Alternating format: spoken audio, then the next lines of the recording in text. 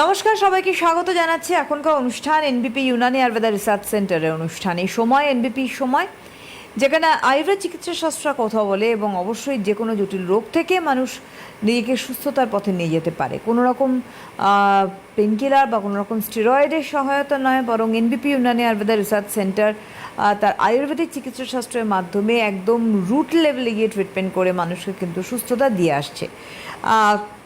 বিভিন্ন রোগ নিয়ে আলোচনা আমরা করে থাকি এই অনুষ্ঠানে এবং একটা নির্দিষ্ট বিষয় নিয়ে আমরা এগোই।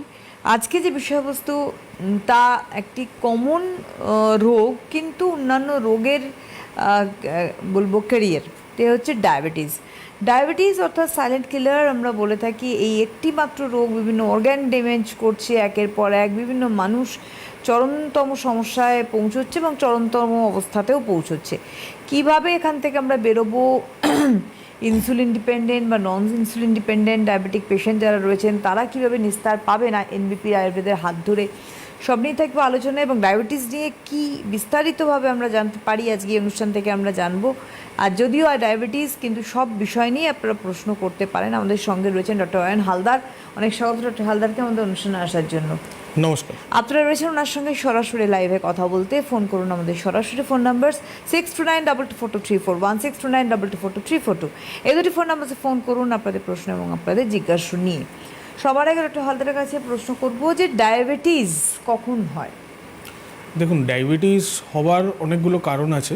যেমন যদি আমরা ধরি যে আমাদের ফ্যামিলি হিস্ট্রি আছে একটা ডায়াবেটিসের, সেখান থেকে হওয়ার চান্সটা বেশি থাকে। কিন্তু মূলত যে কারণটা থাকে সেটা হচ্ছে আমাদের প্যাঙ্কিয়াসের ড্যামেজের জন্য। কারণ আমাদের প্যাঙ্কিয়াস যখন ড্যামেজ হয় তখন কি হয়, আমাদের যেটা মেন এক ধরনের হরমোন ওখান থেকে বেরোয়, যেটাকে আমরা বলি ইনসুলিন। এই ইনসুলিনের কাজটা হচ্ছে আমাদের শরীরের মধ্যে ব্লাডের মধ্যে আমাদের সুগার লেভেলটাকে কন্ট্রোলে রাখা। যখনই আমাদের এই ইনসুলিনটা আমাদের কম বেরোতে থাকবে কিংবা একটা সময় গিয়ে অল্প বেরোনোর জন্য শরীরেতে রেজিস্ট্যান্ট করে যাবে, তখন কি হয়, আমাদের ব্লাডের মধ্যে সুগার লেভেলটা বেড়ে যায়। তো এই যে কন্ডিশনটা, এই সুগার লেভেলটা বেড়ে যাওয়াটাকে আমরা বলি যে আমাদের ডায়াবেটিক হয়েছে। তো ডায়াবেটিকেরও অনেকগুলো ভাগ থাকে। একটা যেমন থাকে প্রি ডায়াবেটিক। অনেক সময় কি হয় যে একটা নর্মাল রেঞ্জ আমরা যদি যেটা থাকে যে 100 to 120 ফাস্টিংয়ের, যদি লেখা যায় যে ওই বর্ডার লেভেলেই আছে, আমরা কিন্তু সেটাকে বলি প্রি ডায়াবেটিক। মানে ওনার ড্যামেজ হওয়া শুরু হয়েছে, ধীরে ধীরে যদি এটার জন্য প্রোটেকশান না নেওয়া হয় সেটা কিন্তু প্রি ডায়াবেটিক থেকে ডায়াবেটিক দিকে যেতে পারে। আর যাদের ব্লাড লেভেল ওই ব্লাডের মধ্যে সুগার লেভেল ডাইরেক্ট বেড়েই যায়, এই 120 অ্যাবভ হয়ে যায়, সেখানেতে আমরা ওই পেশেন্টদেরকে ধরে নিই যে ওনার ডায়াবেটিক। তো মেনলি কারণ হচ্ছে এই ডায়াবেটিকের আমাদের ইনসুলিনের ফর্মেশনটা কমে যাওয়া। এবার এখানে একটা মজার জিনিস হলো যে সব জায়গাতে বলে যে এই ডায়াবেটিকের জন্য লং টাইম ট্রিটমেন্ট করতে হবে, লং টাইম মেডিসিন খেতে হবে। কিন্তু সেইখানেতে আমরা দাঁড়িয়ে প্রমাণ দেখিয়েছি যে না, এটার জন্য কোনো রকম লং টাইম মেডিসিন খাবার দরকার নয়। কেন? তার একটা সাইন্টিফিক্যালি কারণ আছে।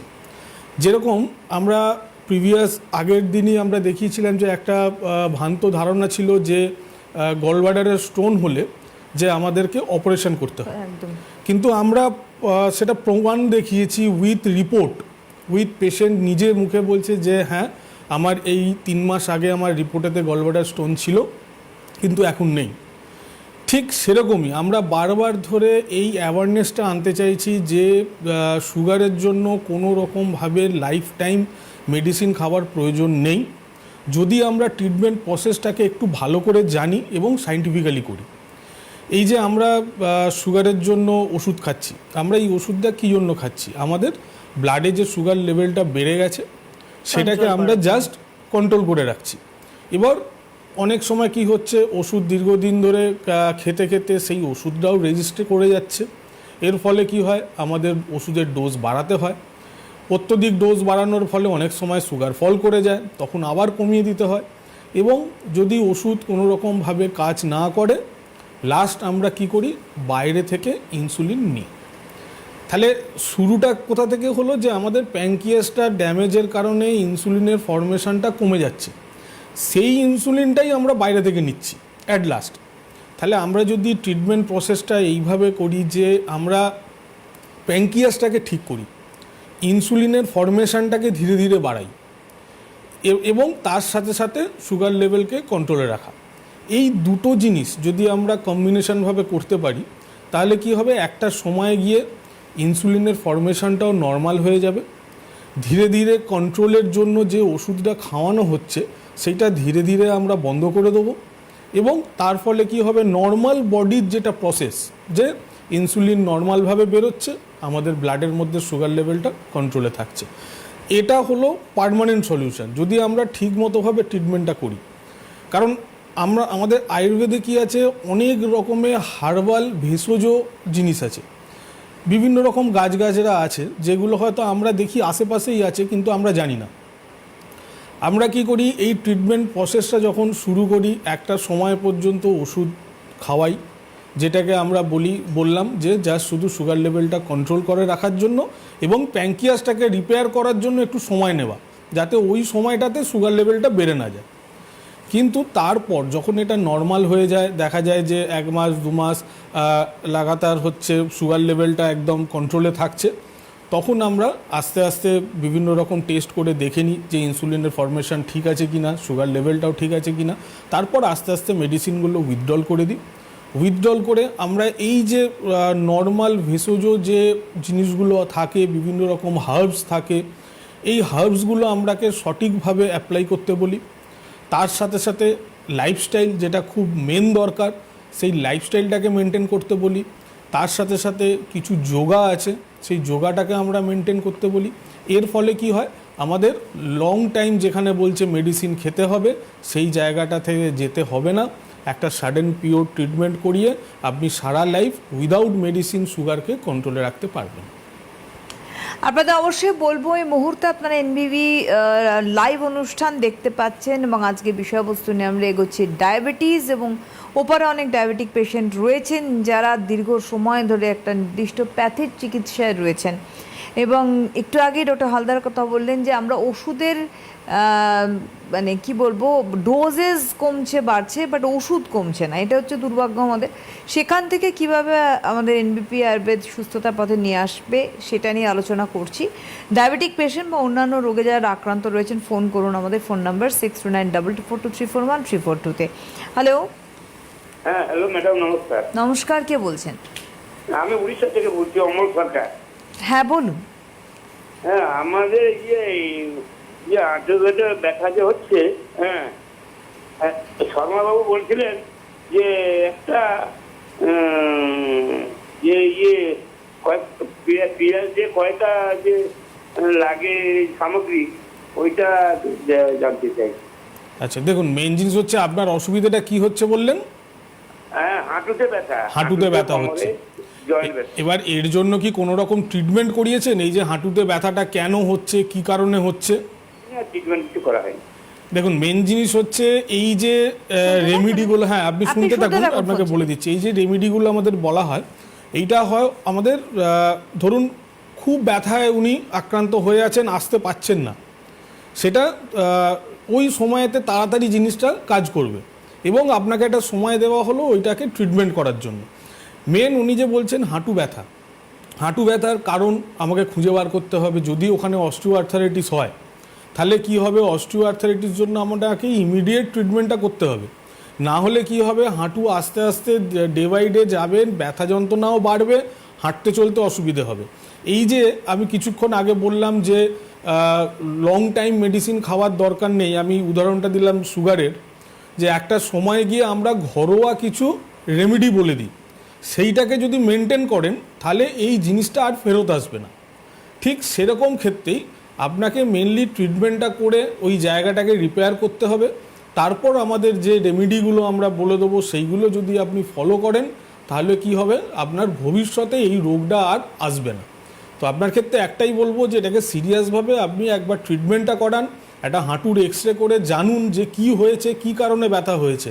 অবশ্যই এর সুন্দর ট্রিটমেন্ট আছে, আপনি এক্সরে করে হেল্পলাইন নাম্বারে একবার ফোন করুন, আপনাকে গাইড করে দেবে। হেল্পলাইন দেখুন স্ক্রিনে যাচ্ছে 9830235527 একটি নাম্বার, আর একটি 9830235537 যে নাম্বার দেখতে পাচ্ছেন স্ক্রিনে যাচ্ছে, এটা হেল্পলাইন। এখানে আপনারা ফোন করে আপনারা প্রিভিয়াস রিপোর্টস অ্যান্ড প্রেসক্রিপশনে যোগাযোগ করতে পারেন। আমরা আলোচনায় অবশ্যই আবার ব্যাক করব ডায়াবেটিস নিয়ে। এই যে ডায়াবেটিস আমাদের দীর্ঘকালীন একটা রোগ, এবং যেটা সূত্রপাত ওষুধ দিয়ে শুরু হলো অন্য কোনো প্যাথিতে, ওরাল মেডিকেশনের মাধ্যমে কিন্তু এগোনো শুরু করলো মানুষ, এবং আলটিমেটলি গিয়ে একটা এক্সট্রিম ফ্যাটাল কন্ডিশনে তারা পৌঁছে যাচ্ছে। স্টেপ বাই স্টেপ যদি আমি যাই, আমরা নন ইনসুলিন ডিপেন্ডেন্ট বা ইনসুলিন ডিপেন্ডেন্ট দু ধরনের পেশেন্ট দেখে থাকি। যারা নন ইনসুলিন ডিপেন্ডেন্ট পেশেন্ট, তারা যখন আয়ুর্বেদে মানে চিকিৎসায় আসছেন, তাদের কীভাবে রিকভারিটা হচ্ছে? দেখুন, মেন জিনিস হচ্ছে এটা নিয়ে একটুখানি অ্যাওয়ারনেস এই জন্যই আমরা বারবার দিই যে প্রত্যেক 30 ইয়ার্স অ্যাবভ 30 ইয়ার্স প্রত্যেকটা মানুষকেই দরকার যে 2 থেকে 3 মাস ছাড়া ছাড়া সুগারের টেস্ট অবশ্যই করানো। কারণ এই জিনিসটা কখন হবে, যেটাকে আমরা একদম সাইলেন্ট কিলার বলি, যে কখন এই জিনিসটা হবে সেই জিনিসটা কেউই ঠিক করতে পারবে না। তো টেস্টের মধ্যে যদি থাকে, ধরুন ওনার দেখা গেল যে জাস্ট ওনার সুগার লেভেলটা এই যে বললাম প্রি ডায়াবেটিকের কাছে আছে, এবার প্রি ডায়াবেটিক থেকে ডায়াবেটিক দিকে যেতে তো বেশি সময় লাগবে না। তাহলে সেই প্রি ডায়াবেটিক যদি আমরা টেস্ট করি এবং প্রি ডায়াবেটিকে যদি সেটাকে কন্ট্রোল করে দিই, সেই সময়তে ওষুধের প্রয়োজন হয় না। সেই সময়তে বিভিন্ন রকম হার্বস আছে, বিভিন্ন রকম ডায়েট আছে এবং যোগা আছে, সেইগুলোকে যদি আমরা ঠিকভাবে অ্যাপ্লাই করতে পারি, তাহলে সেই দিকে জিনিসটা যাবে না, সেখানেতেই উনি কিন্তু সুস্থ হলেন। এবার ধরুন কারুর হয়তো সুগার লেভেলটা অল্প পরিমাণে বেড়ে গেছে, সেখানেও ট্রিটমেন্ট আছে। এবার কারুর একদম কন্ট্রোলের বাইরে, সেখানের যে ট্রিটমেন্ট, আর যাদের স্টার্টিং হলো যে উনি অন্য কোনো রকম ওষুধ খাননি, জাস্ট ধরা পড়েছে, ওনার ক্ষেত্রে তো বেশি সময় একদমই লাগবে না, হয়তো বা মেডিসিনও সেরকম লাগবে না। তার জন্য কিছু হার্বস আছে, যেমন বললাম যোগা আছে, সেইগুলো করলেই ঠিক হবে। একদম। আমরা আসছি, আবার একটা ফোন নিয়ে আসছি। হ্যালো হ্যালো, নমস্কার, কে বলছেন? আমি পূর্ব বর্ধমান থেকে বলছি, অনিল সরকার।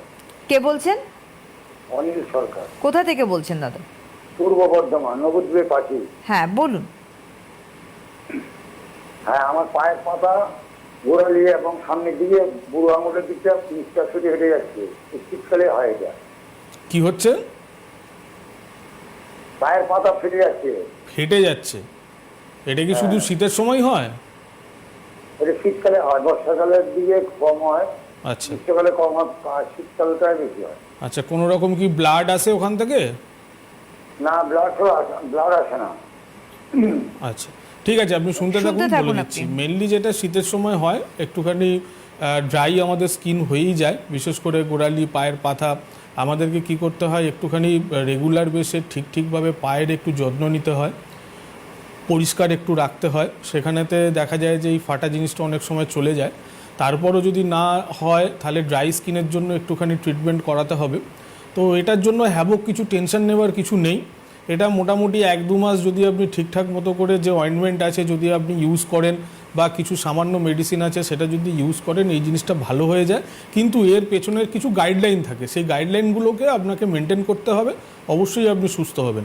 খুব সম্ভবত বললেন নবদ্বীপের কাছাকাছি, পূর্ব বর্ধমান থেকে। হ্যাঁ, তো যদি সেরকম হয় আপনি হেল্পলাইন নাম্বারে ফোন করুন, এই সামনের ডেটেই আছে, আপনি কাছাকাছি পেয়ে যাবেন, আপনাকে হেল্পলাইন নাম্বার গাইড করে দেবে, সেখানে এসে একবার দেখা করুন, অবশ্যই এর সলিউশন আছে। হ্যালো হ্যালো, নমস্কার, কে বলছেন? আমি বীরভূম থেকে আবুল কাসেম বলছি। হ্যাঁ বলুন। ডাক্তারবাবুর সঙ্গে কথা বলতে চাইছি। বলুন আছেন। বলুন, শুনছি। আছেন উনি, বলুন। বলেন।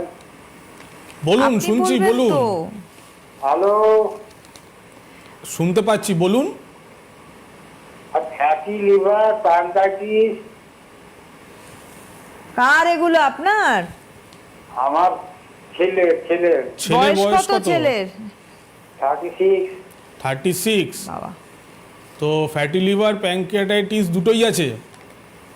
হ্যাঁ, আচ্ছা, পেটে কোনো রকম ব্যথা যন্ত্রণা হয়? পেটে ব্যথা হয়, পিঠে ব্যথা হয়, আবার পেলে বাড়ার কারণে অস্বস্তি হয়। আচ্ছা, এর জন্য কি কোনো ট্রিটমেন্ট করছেন এখন? হ্যালো, আচ্ছা, আপনি ঠিক আছে, শুনতে থাকুন, আপনি শুনতে TV থাকুন, sound-এ আপনাকে বাড়িয়ে বলে রেখে দিচ্ছি। শুনতে থাকুন, হ্যাঁ। অবশ্যই ফ্যাটি লিভার, প্যানক্রিয়াটাইটিস এই দুটোরই অবশ্যই ট্রিটমেন্ট আছে। ফ্যাটি লিভারের অনেকগুলো স্টেজ থাকে, সেটা একটুখানি দেখে নিতে হবে যে কোন স্টেজে আছে, এর জন্য রিপোর্টটা দেখা খুব প্রয়োজন। প্যানক্রিয়াটাইটিসেরও একটু দেখতে হবে যে প্যানক্রিয়াটাইটিস হলে অ্যামাইলেজ, লাইপেজ এই দুটো ফ্যাক্টর থাকে এর পেছনে, সেইটার প্যারামিটারটা কতটা আছে, সেইটা দেখার পরই কিন্তু আপনাকে বলা হবে যে আপনি কতদিনের মধ্যে পেশেন্ট সুস্থ হবে। তো আপনাকে ফার্স্ট যেটা করতে হবে, আপনি হেল্পলাইন নাম্বারে একবার ফোন করুন, আপনাকে গাইড করে দেবে কোথায় এলে সুবিধা হবে। আর যখন আসবেন রিপোর্টগুলো অবশ্যই নিয়ে আসবেন, রিপোর্টটা দেখার পর আপনাকে সম্পূর্ণভাবে গাইড করে দেওয়া হবে। হ্যাঁ, ট্রিটমেন্টের ক্ষেত্রে ট্রিটমেন্ট অবশ্যই আছে এবং সেটা একটা টাইম বাউন্ডের মধ্যে। আপনাদের একটুখানি চেম্বারের কথা বলে দিই। সামনেই এনবিপি আয়ুর্বেদার যে চেম্বার রয়েছে, এনবিপি মানে আয়ুর্বেদার চেম্বার 13th ডিসেম্বর অর্থাৎ আগামীকাল শিলচরে চেম্বারে থাকছেন স্বয়ং ডক্টর বি শর্মা। 13 ডিসেম্বর খড়গপুরে চেম্বার করছেন ডক্টর এন ভট্টাচার্য। 13 ডিসেম্বর মানে সবই আগামীকাল বলছি, শিলিগুড়িতে চেম্বার করছেন ডক্টর এস ঘোষাল। 13 ডিসেম্বর আগামীকাল বহরমপুর চেম্বার করছেন ডক্টর এ হালদার নিজে। 14th ডিসেম্বর গুয়াহাটিতে থাকছেন doctor B Sharma. 14 December Krishnanagar chamber করছেন ডক্টর এ হালদার। 15 ডিসেম্বর হলদিয়াতে থাকছেন ডক্টর এ হালদার। 16 ডিসেম্বর হেরিয়ায় চেম্বার করছেন ডক্টর এ হালদার। 18 ডিসেম্বর বনগাঁতে চেম্বার করছেন ডক্টর এন ভট্টাচার্য। 19 ডিসেম্বর ক্যানিংয়ে চেম্বার করছেন ডক্টর আর দে। 19 ডিসেম্বর রায়গঞ্জে চেম্বার করছেন doctor S Khan. 20th December 20 December মালদাতে চেম্বার করছেন doctor B Sharma. 20th December আগরতলায় থাকছেন doctor N Bhattacharya. 20th December বাঁকুড়াতে চেম্বার করছেন doctor A Haldar. 21st December Alipurduar chamber করছেন ডক্টর বি শর্মা নিজে। 21st ডিসেম্বর বর্ধমান চেম্বার করছেন doctor N Bhattacharya. 21st December Cooch Behar chamber করছেন doctor S Ghoshal. 21st December Arambagh chamber করছেন doctor A Haldar. 21st December Bolpur chamber করছেন doctor S Bhaduri. 21st December Durgapur chamber করছেন doctor S Khan. 24th December মেচেদায় chamber করছেন doctor N Bhattacharya. 28 December 28 December Jamshedpur chamber করছেন doctor N Bhattacharya. 28 December Gangarampur chamber করছেন doctor S Ghoshal. 3rd January of 2026 আসানসোলে chamber রয়েছে নতুন বছরের 3 তারিখে। 3রা জানুয়ারি আসানসোলে থাকছেন ডক্টর বি শর্মা নিজে। 4th জানুয়ারি পুরুলিয়া চেম্বার করছেন doctor A Haldar. 12th January Dibrugarh chamber করছেন ডক্টর এস ঘোষাল।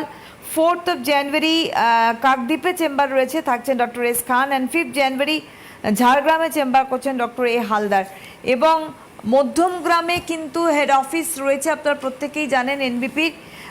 কলকাতায় চেম্বার রয়েছে হাতিবাগান, ল্যান্সডাউন, আমতলা, খিদিরপুর এবং হাওড়ায় চেম্বার রয়েছে শিবপুর, বালিটিকুড়ি বাজার এবং বেলুড়ে। প্রত্যেকটি জায়গায় যে অ্যাপয়েন্টমেন্ট ফোন নম্বর স্ক্রিনে দেখতে পাচ্ছেন 9830235527, 9830235537 দুটি হেল্পলাইন নাম্বারে আপনাদের অ্যাপয়েন্টমেন্ট করতে হবে প্রিভিয়াস ডিপোজিট অ্যান্ড প্রেসক্রিপশন নিয়ে। হ্যালো, নমস্কার, কে বলছেন? হ্যাঁ ma'am, good evening ma'am. Good evening, কে বলছেন? তেলি বিশ্বাসে, তার এইজ হলো 65। কোথা থেকে? লালবাগ ডিস্ট্রিক্ট মুর্শিদাবাদ। আচ্ছা, হ্যাঁ, ডিস্ট্রিক্ট মুর্শিদাবাদ ম্যাম। তো তেলি বিশ্বাসে এইজ হচ্ছে 65, আর ও অনেক দিন থেকে সাইটিকার ব্যথাতে মানে খুব ভুগছে। আচ্ছা আচ্ছা, 20 বছর হয়ে গেল। 20 বছর? মাঝে মাঝে আমি খাটে রেতে মানে দুটো আঙুলের জোর লেগে যায়, মানে খাট ভাপ লেগে যায়। হ্যাঁ, তো স্যার ম্যাম এর কি উপায় আছে ম্যাম? ডাক্তারবাবু আছেন, মেনলি যেটা আপনি 20 বছর ধরে ভুগছেন, নিশ্চয়ই বিভিন্ন জায়গায় ট্রিটমেন্ট করেছেন, এখনও ব্যথা যন্ত্রণা কমছে না, তার মানে আপনি বুঝতেই পাচ্ছেন যে আপনার কোথাও না কোথাও লাইন অফ ট্রিটমেন্টটা ভুল হচ্ছে। যে লাইন অফ ট্রিটমেন্টটা দরকার, হয়তো বা আপনি ব্যথার পেছনেতে ছুটছে যে ব্যথাটাকে কমাতে হবে, কিন্তু আসল যে রোগ সায়াটিকা সেটাকে কমানোর দরকার, তবে আপনার ব্যথা যন্ত্রণা কমবে। ব্যথা যন্ত্রণাটা আপনার রোগ নয়। এই ব্যথা যন্ত্রণা কমের পেছনে যাচ্ছেন বলেই এতটা সময় লাগছে বা এখনও সারছে না, কারণ এটাই ব্যথার জন্য ওষুধ যখন খাচ্ছেন তার এফেক্টটা যতক্ষণ থাকছে ভালো থাকছে, তারপর আবার জিনিসটা ফেরত আসছে। তাই আপনার ক্ষেত্রে বলবো যে এর জন্য সায়াটিকার ট্রিটমেন্ট দরকার, যেটা মেন রোগের উৎস। সেটার ট্রিটমেন্ট দরকার। অবশ্যই এর ট্রিটমেন্ট আছে। আপনি মুর্শিদাবাদ থেকে বলছেন, আমি কালকেই থাকবো বহরমপুরে। যদি আপনার সম্ভব হয় কালকে একবার রিপোর্টগুলো নিয়ে আসুন, নিয়ে এসে একবার দেখান। ডেফিনেটলি এর ট্রিটমেন্ট আছে এবং সেটা খুব অল্প সময়ের মধ্যে। সময়টা আমি রিপোর্টটা দেখার পর আপনাকে বলে দেবো যে কোন স্টেজে আছে। একদম, আপনি যোগাযোগ করুন, যেহেতু বহরমপুরে আগামীকালে চেম্বার রয়েছেন, ডক্টর হালদারে থাকছেন, আপনি একটু যোগাযোগ করুন, যে ফোন নাম্বার আছে সেই নাম্বারের সমস্ত রিপোর্টসগুলো নিয়ে আপনি যোগাযোগ করতে পারেন। হ্যালো হ্যালো, নমস্কার, কে বলছেন? হ্যাঁ, আমি ঝাড়গ্রাম থেকে বলছি। কে বলছেন? নাম কি? শুভ্রা। বয়স বলুন। বয়স 47। বলুন, কি প্রশ্ন? প্রশ্ন বলতে আমার মানে এই বছর এই 8-10 মাস হলো মানে সুগার ধরা পড়েছে। ধরা মানে কোনো আমি ডাক্তার দেখিনি, কোনো মেডিসিন খাইনি আর কি। এরকম রক্ত টেস্ট করেছিলাম আর কি। তো প্রথম 168, আচ্ছা, মানে খালি পেটে। এখন কত? এখন তো আবার মানে চেক করার একটু চেকে ছিলাম, 130 ছিল, এখন আবার 168 হয়ে গেছে আর কি। আচ্ছা, এর জন্য কি এখন কোনো রকম ওষুধ খাচ্ছেন? না না, সুগারের কোনো ওষুধ খাইনি, বাকি মানে গাঁঠি, হাঁটু, কোমর এগুলো খুব ব্যথা। আচ্ছা, দেখুন মেন জিনিস হচ্ছে এই যে শুনতে আপনি সুগারের জন্য ওষুধ খাচ্ছেন না, সুগারের লেভেল শরীরের মধ্যে বেশি থাকছে, এটা কিন্তু খুব ভুল করছেন। কারণ আমরা বারবারই বলি যে সুগার একটা হচ্ছে সাইলেন্ট কিলার। যদি দীর্ঘদিন এটা ট্রিটমেন্ট আপনি না করেন, যদি কন্ট্রোল না করেন, ভালো না করেন, এটা কিন্তু মাল্টিপল অর্গানকে এফেক্ট করবে। একটা সময় দেখবেন আপনার চোখে এফেক্ট হবে, কিডনিতে এফেক্ট হবে। তো সেই কারণেই বলবো যে এটাকে সিরিয়াসভাবে নিন। ব্যথা যন্ত্রণা যেটা আছে, আর্থারাইটিসের প্রবলেম, সেটার সলিউশন অবশ্যই আছে, কিন্তু সুগারটাকেও সিরিয়াসভাবে নিন। আপনি হেল্পলাইন নাম্বারে ফোন করুন, আপনাকে গাইড করে দেবে কোথায় এলে আপনার সুবিধা হবে। আর কারেন্ট একটা রিপোর্ট করিয়ে নিয়ে আসবেন। যেহেতু আপনি ওষুধ খাননি এতদিন বা কোনো রকম মেডিকেশনের মধ্যে নেই, আপনার কিন্তু বেশি দিন সময় লাগবে না। তো এটাকে একটু সিরিয়াস হন, হেল্পলাইন নাম্বারে ফোন করুন, আপনাকে গাইড করে দেবে। ইনি একেবারেই ভার্জিন পেশেন্ট। সেক্ষেত্রে যেহেতু আপনি বললেন যে কোনো ট্রিটমেন্টই উনি এখনো করেননি, তার জন্য যে কোনো ট্রিটমেন্ট ওনার তাড়াতাড়ি ধরে যেতে পারে। এবার এরকম বহু পেশেন্ট রয়েছেন যারা দীর্ঘ বছর ট্রিটমেন্টে রয়েছেন, অন্য মেডিসিন, অন্য প্যাথিতে রয়েছেন, তারাও কি সুস্থতার পথে যেতে পারে? অবশ্যই, কারণ হচ্ছে এই যে বললাম ওনারা দীর্ঘদিন ধরে ওষুধ খাচ্ছেন। সেই ওষুধটা কিসের জন্য খাচ্ছেন? ওষুধটা তো শুধুমাত্র ব্লাডের মধ্যে সুগার লেভেলটাকে কন্ট্রোলে রাখার জন্য খাচ্ছেন।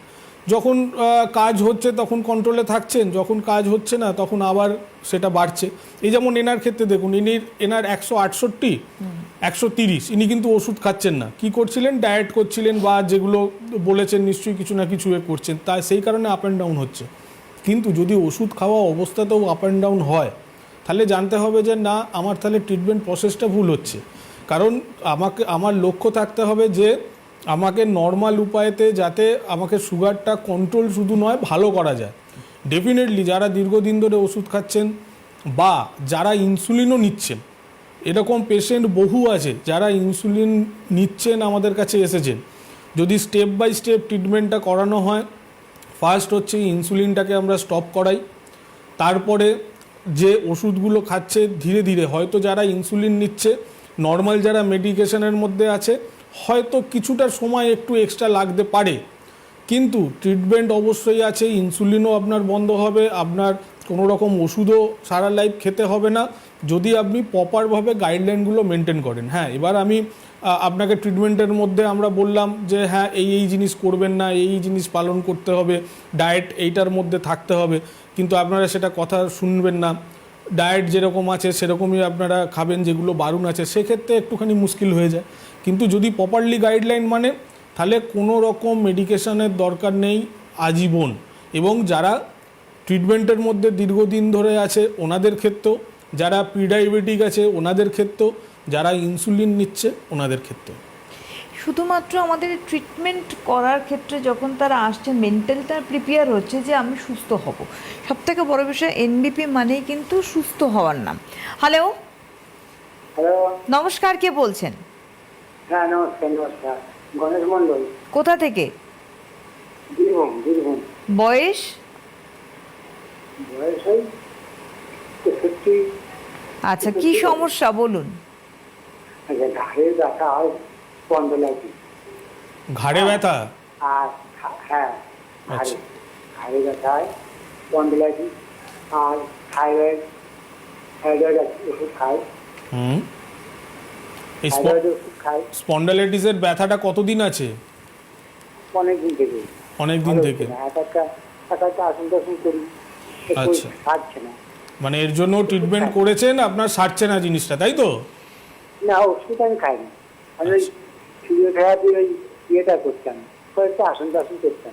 ঠিক আছে, শুনতে দেখুন থাকুন। আপনি শুনতে থাকুন, বলে শুনতে দিচ্ছি। থাকুন। স্পন্ডোলাইটিস যদি আপনার ধরা পড়ে থাকে রিপোর্টে, শুধুমাত্র কিন্তু নর্মাল উপায়তে এই জিনিসটা যাবে না। আমরা বারবার বলছি যে আপনার যদি ঘাড়ে ব্যথা মানে সার্ভাইকাল স্পন্ডোলাইটিস মানে ওখানে আপনার হাড়ের গ্যাপগুলো কমে গেছে এবং ইনফ্লামেশন হয়ে গেছে।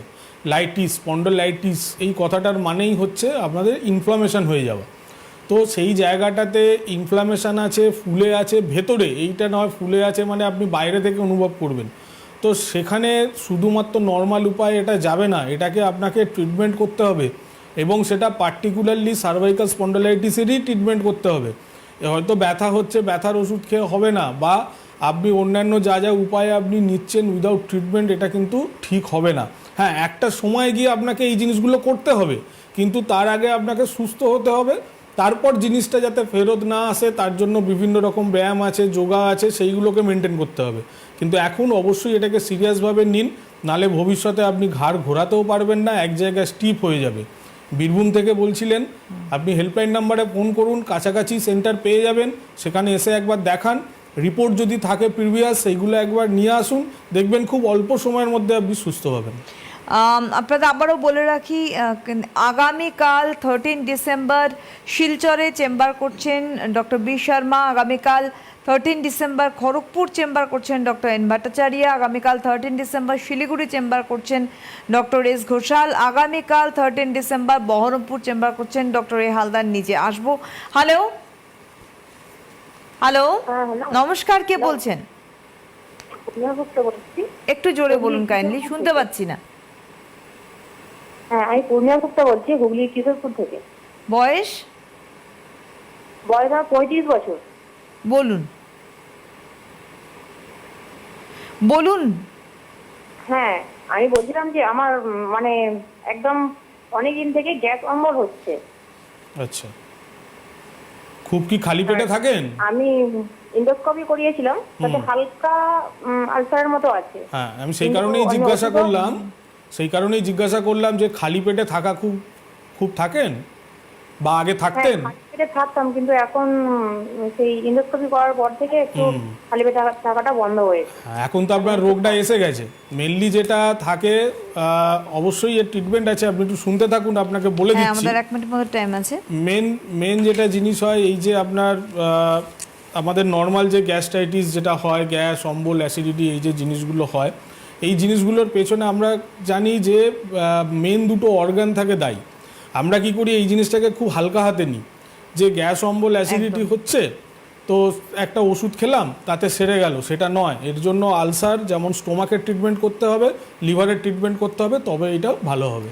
সুতরাং আজকের হাতে সময় নেই। আগামীকাল শিলচরে দেখা হচ্ছে, ডক্টর বি শর্মা থাকছেন।